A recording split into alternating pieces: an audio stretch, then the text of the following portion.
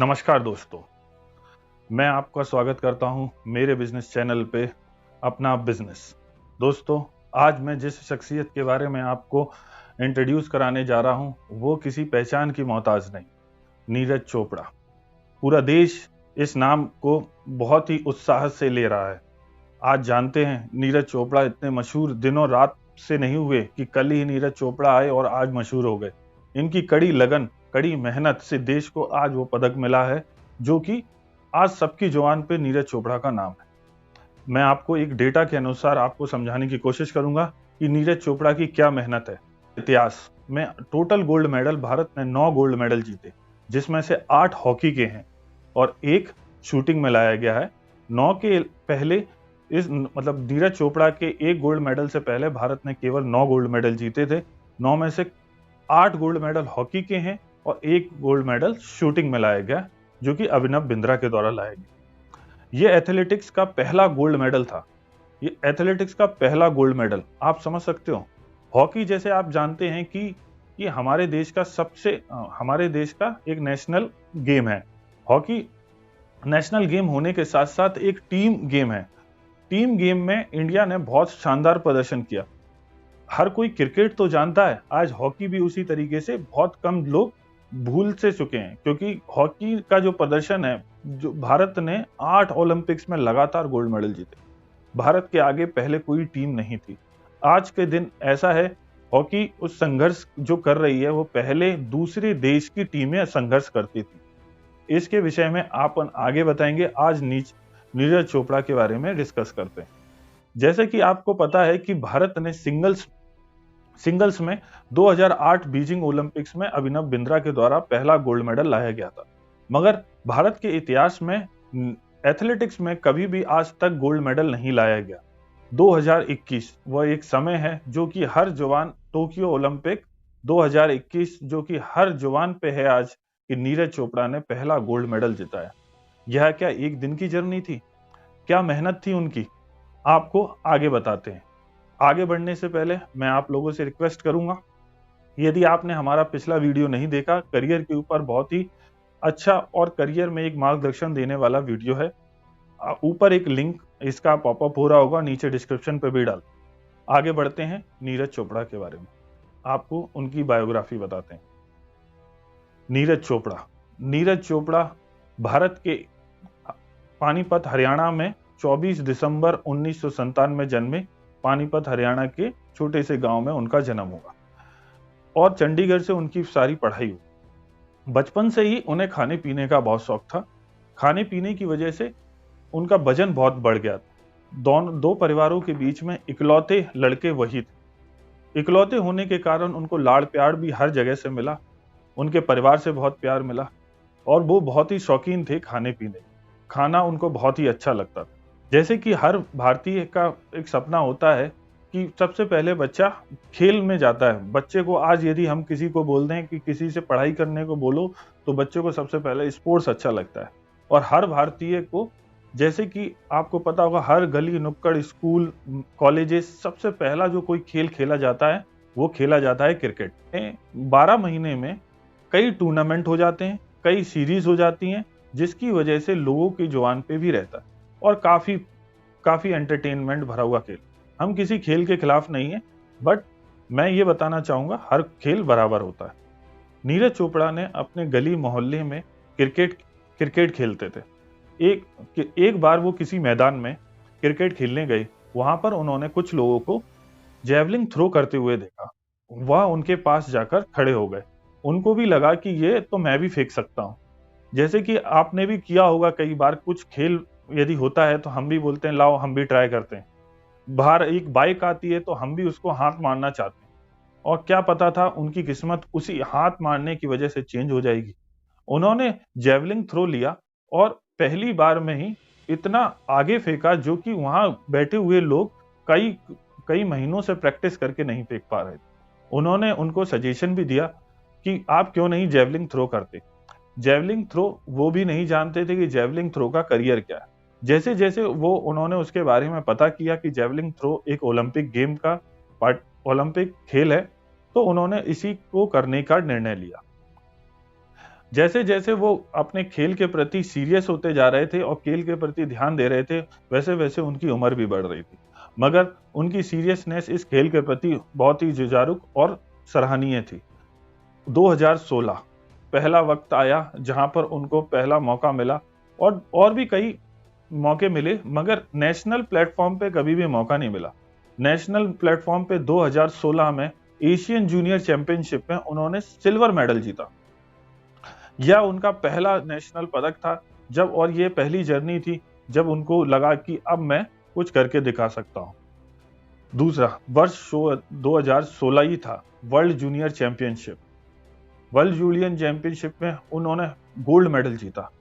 यह एक ऐसी आहट थी जो कि उस दरवाजे को दस्तक दे रही थी, जो कि 2021।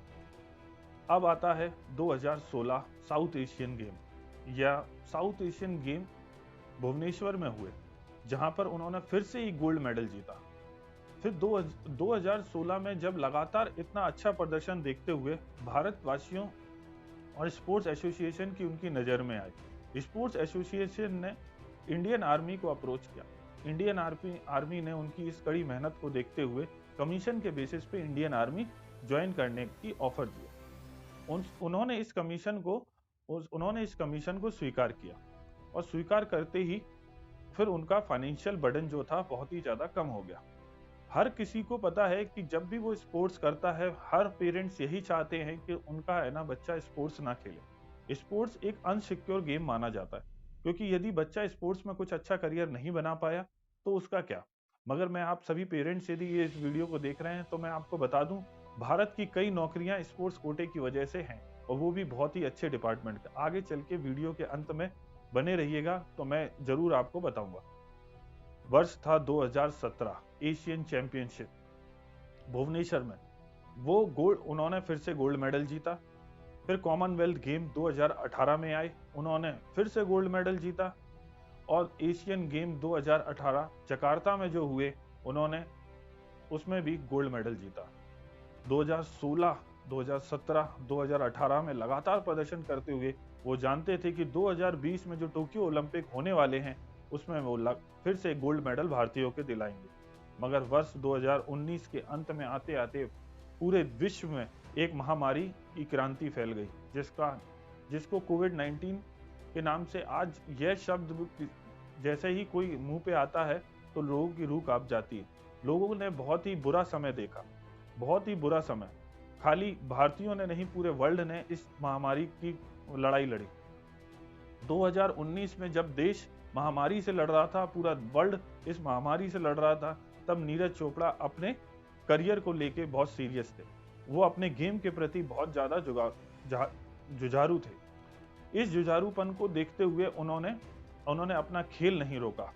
लोग महामारी की तरफ थे तो उन्होंने इसकी प्रैक्टिस नहीं छोड़ी। उन्होंने निर्णय लिया कि अमेरिका में जाके वो प्रैक्टिस करेंगे। 2 साल उन्होंने लगातार मेहनत की। लगातार इतनी मेहनत करने के बाद 2020 में ओलंपिक्स पोस्टपोन्ड हो जाते हैं। ओलंपिक को आगे बढ़ा दिया जाता है। ओलंपिक को आगे बढ़ाने की वजह से सारे खिलाड़ियां जहां जहां थे उन लोगों की भी प्रैक्टिस चल रही। 2021 में यह सारे ओलंपिक होने का निर्णय लिया गया, मगर होने से पहले नीरज चोपड़ा को पूरा यकीन था, वो इतने कॉन्फिडेंट थे। और जब भी आप उनका गेम देखेंगे वो कहते हैं कि मैं गेम से पहले बहुत ही ज्यादा कॉन्फिडेंट रहता हूँ। उनकी कही गई लाइनों को समराइज करते हुए मैं एक चीज ही कहूंगा, उनका कहना यही है कि भीड़ में खड़ा होना मकसद नहीं है मेरा, भीड़ में खड़ा होना मकसद नहीं है मेरा, बल्कि भीड़ जिसके लिए खड़ी है वह बनना है मुझे। यह दृढ़ निश्चय लेकर वो आगे बढ़ते गए, और उस 2021 में कोविड की महामारी का जिसको दर्द था, आज उन्हीं के चेहरों पे हंसी और खुशी है। पूरा देश को उन्होंने हंसी का एक मौका दिया, उन्होंने उल्लास का एक मौका दिया। पूरे देश ने उसको सेलिब्रेट किया, हर एसोसिएशन ने उनको सेलिब्रेट किया। मिल्खा सिंह कहते थे कि भारत एथलेटिक्स में कभी भी गोल्ड मेडल नहीं जीत पाया, उनका वो सपना था कि वो गोल्ड मेडल जीते। नीरज चोपड़ा की इस मेहनत को लेकर जिस तरीके से उन्होंने मेहनत करी वो सराहनीय है और काबिले तारीफ है।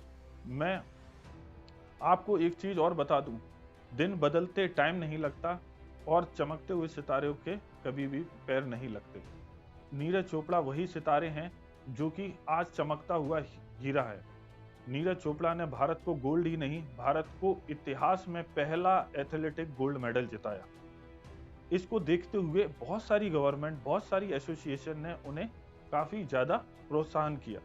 प्रोत्साहन आप मेरी पीछे स्क्रीन पे देख सकते हैं। हरियाणा गवर्नमेंट ने उन्हें 6 करोड़ रुपए दिए, पंजाब गवर्नमेंट ने उन्हें 2 करोड़ रुपए दिए, रेलवे ने 3 करोड़ रुपए दिए, बीसीसीआई ने 1 करोड़ रुपए दिया, मणिपुर गवर्नमेंट ने 1 करोड़ रुपए दिया, इंडियन ओलंपिक एसोसिएशन जो कि गोल्ड मेडल जीता है उसे 75 लाख रुपए देती है, चेन्नई सुपर किंग ने 1 करोड़ रुपए दिया, इंडिको ने 1 ईयर का फ्री टिकट पूरा पास दिया जिससे वो ट्रेवल कर सकते हैं, आनंद महिंद्रा XUV 700 दी, हरियाणा गवर्नमेंट ने ग्रेड 1 गवर्नमेंट जॉब दी।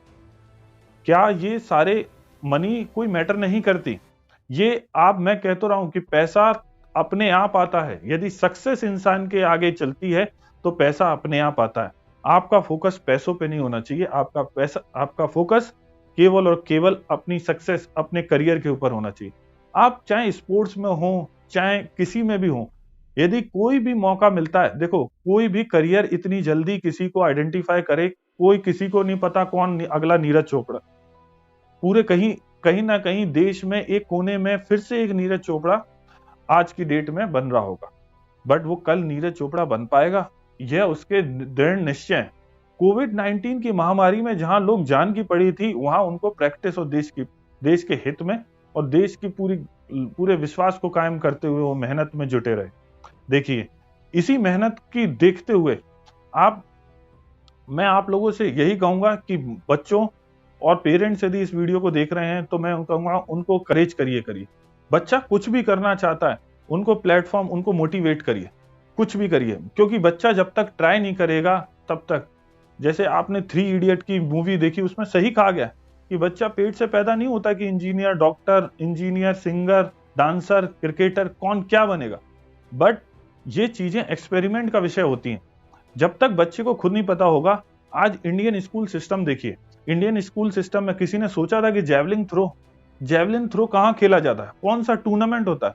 क्रिकेट के टूर्नामेंट आपने सुने होंगे, फुटबॉल का टूर्नामेंट आपने सुना होगा, IPL, फुटबॉल के कई टूर्नामेंट आपने देखे, जेवलिन का कोई टूर्नामेंट होता है?